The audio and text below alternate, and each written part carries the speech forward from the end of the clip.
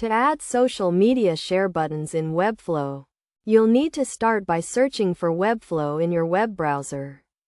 Once you've found the website, you may need to log in with your email and password. After logging in, you'll see a list of all your sites, and you'll need to open the designer to begin designing your site. Next, you'll need to visit another website, outside.com, where you'll find the widgets you need. Click on the Widget section. Then search for Social to find the relevant widgets. To create a new widget, go to the Apps section and click on Add New App. Then search for Social in the catalog.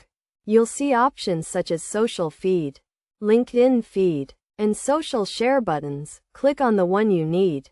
Choose a template, and follow the prompts until you're asked to save. You'll receive a code or link, which you can then embed into your Webflow site by clicking the plus button and selecting Embed. After adding the code, your social media share buttons should be functional. If you found this information helpful, you can show your appreciation by liking or sharing it, and you can also look forward to learning more about Webflow and other topics in the future. Thank you for taking the time to learn about adding social media share buttons in Webflow.